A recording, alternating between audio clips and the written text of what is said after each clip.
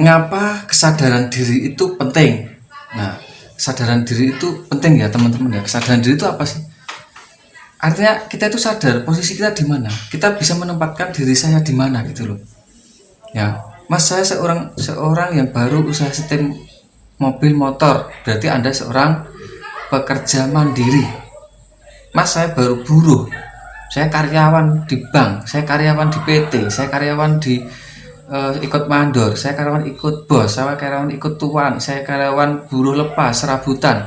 Berarti Anda kastanya paling rendah. Ya sama seperti saya. Ini paling masih buruh, masih karyawan. Kalau saya di sekolah ya. Nah, pembagiannya itu bagaimana Mas kok bisa seperti itu? Yang pertama itu buruh, karyawan, lepas, serabutan. Itu kasta, atau saya katakan kasta ya, itu apa namanya? Kasta atau ya kasta, artinya golongan orang paling rendah secara cara mencari finansial. Itu yang pertama, yang paling rendah itu karyawan, memang buruh, serabutan. Ya, kenapa? Dilihat dari sisi pandang banyak hal. Ya, masyarakat dari sisi pandang penghasilan diatur, dari sisi tenaga diatur, ya, dibatasi, kemampuannya dibatasi, otaknya, kemampuannya, kecerdasannya itu sudah diambil sama yang punya, yaitu PT atau yang instansi atau bosnya atau tuannya dan sebagainya. Wah, gitu. Nah, Mas, saya itu punya usaha salon mobil. Saya kerjakan dengan saya sendiri, saya home service, saya punya workshop. Kalau Anda masih mengerjakan sendiri, itu namanya Anda itu pekerja mandiri. Anda bekerja untuk usaha Anda, untuk usaha panjenengan, dan Anda curahkan waktu, pikiran, tenaga, semuanya Anda curahkan untuk usaha Anda. Itu berarti pekerja mandiri. Mas, saya punya karyawan, maka Anda termasuk golongan di atasnya, yaitu usaha mandiri. Ya, Anda punya karyawan. Ya, kemudian apa keuntungannya sebagai pengusaha mandiri? Anda punya karyawan, Anda tidak bekerja langsung, Anda tidak menentukan perencanaan, mempromosikan, membayar karyawan. Nah, bisa jadi penghasilan Anda itu lebih besar dari karyawan, bisa jadi penghasilan Anda lebih kecil. Itu terserah atau tergantung, disesuaikan cara Anda memandang. Nah, karena di sebagian tempat itu tidak bisa disamakan, ya. Tetapi selama itu penghasilan karyawan Anda itu standar minimal atau lebih, maka usahanya biasanya akan berjalan. Nah, kemudian resikonya apa, Mas? Resikonya karyawan itu tidak bisa mengembangkan, dia itu buruh. Intinya dia berangkat pagi pulang sore. Itu buruh karyawan. Kemudian dia mengerjakan dengan fisik atau dengan keahlian, Anda bayar tiap hari. Maka sudah selesai urusan buruh, urusan orang karyawan selesai. Besok kerja lagi seperti itu. Berarti tidak bisa pengembangan, Mas. Nanti gimana usaha saya? Tidak bisa. Anda mau ngiklan di Facebook, Instagram, YouTube, buat penawaran, tidak bisa. Buruh itu ya skalanya buruh, ranahnya buruh. Otaknya itu cuman berangkat pagi pulang sore dapat hasil. Itu buruh karyawan, buruh lepas, serabutan. Yang penting itu berangkat, tenaganya terkuras, tidak apa-apa. Yang penting makannya banyak, kemudian sehat. Nah, tidak urusan dengan promosi, dengan marketing, dengan pemasaran, tidak urusan. Nah, lalu yang berikutnya bagaimana? Nah, pengusaha mandiri. Nah, bisa Anda mengelola usaha mandiri dengan banyak karyawan. Berapa karyawan? 1, 2, 3, 4, 5 sampai berapa? Silakan. Tapi itu resikonya kalau usaha mandiri itu Anda yang membuat pengembangannya. Pengelolaannya itu Anda semua. Mas, saya punya sekretaris, punya bendahara, punya manajer. Nah, itu lebih baik, lebih bagus juga. Berarti Anda tinggal mengontrol, Anda tinggal evaluasi tiap minggu, tiap bulan, mengevaluasi, dan setiap harinya income-nya berapa, kemudian bagaimana cara bekerja sama dengan yang lain, itu ya. Jadi Anda ketika punya usaha mandiri, Anda bisa join dengan usaha yang lain. Contohnya Contohnya kan kalau di showroom mobil motor itu saling bekerja sama. Ya, antara showroom mobil ini dan itu tuh bekerja sama, saling mensupport, saling mempromosikan. Nah, sama juga Anda membuat misalkan kayak salon detailing mobil itu dibuat saling mendukung. Ownernya itu dibuat per wilayah juga bisa. Adakan pelatihan-pelatihan, baik itu gratis dan berbayar. Adakan training gratis dan berbayar.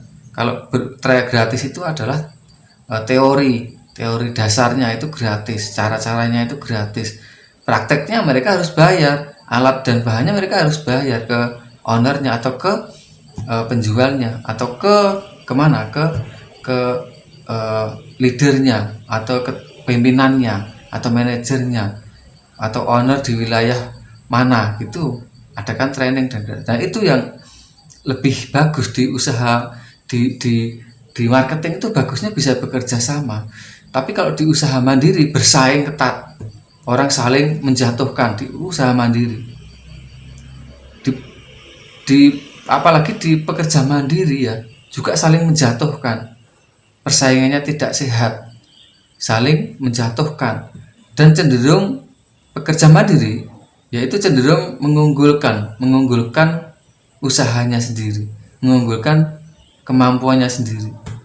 Karena mungkin dia itu seorang pekerja seperti setir mobil motor ya, merasa dirinya terbaik, paling bagus di kotanya, paling bagus di daerahnya.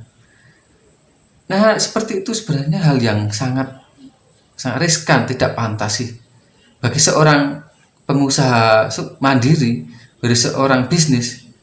Itu tidak penting Anda mau terbaik mau tidak, itu menurut para pebisnis tidak penting. Yang penting itu adalah bermanfaat dan mendapatkan hasil, mendapatkan income. Nah, jadi itu kan klaim saya paling baik di tempat saya, di wilayah saya, itu kan klaim pribadi. Bagaimana seorang bisnis itu bisa berasumsi bahwasanya usaha Anda atau usaha yang dibuat dirintis itu dikenal orang, bermanfaat banyak orang, dan dicari orang, meskipun mungkin garapannya atau hasilnya atau outputnya itu banyak yang lebih baik, yang lebih bagus, tapi dengan penawaran yang masuk akal, terjangkau, mereka mau dan dapatkan manfaat yang seimbang, berbanding lurus. Nah, contohnya kalau detailing mobil, Anda bagus bisa membuat mobil itu seperti kaca, kemudian daya tahannya bisa 5 tahun, 10 tahun, garansi 4 tahun dan sebagainya, tidak ada salahnya. Tapi kalau tidak lakunya cuma setahun sekali, sebulan sekali, ya Anda tidak akan eksis kalau begitu caranya. Ya kan, pada kebutuhan harian Anda, kebutuhan per setiap hari kehidupan keluarga Anda itu harus berjalan. Gitu. Jadi ini adalah cara pandang seorang buruh karyawan, cara pandang seorang pekerja mandiri, seorang pengusaha mandiri, cara pandang seorang bisnis, dan cara pandang seorang investor. Saya sudah ceritakan, saya sudah jabarkan. Mas, apa panjenengan sebagai investor? Tidak, saya tidak punya uang. Apakah sebagai bisnis? Ya, saya sebagai pebisnis, sebagai pengusaha mandiri dan pekerja mandiri juga, dan saya juga masih buruh karyawan. Nah, dari fungsinya adalah mengetahui di manakah saya berada, bagaimana saya menempatkan di ruang jenis cara mencari uang itu akan ada 4 tadi. Di mana saya tempatkan itu paham, sehingga saya tidak saklek, saya harus belajar, saya harus merubah setiap saat itu, saya harus merubah ke hal atau ke ruang yang lebih baik, ke cara pandang yang lebih baik.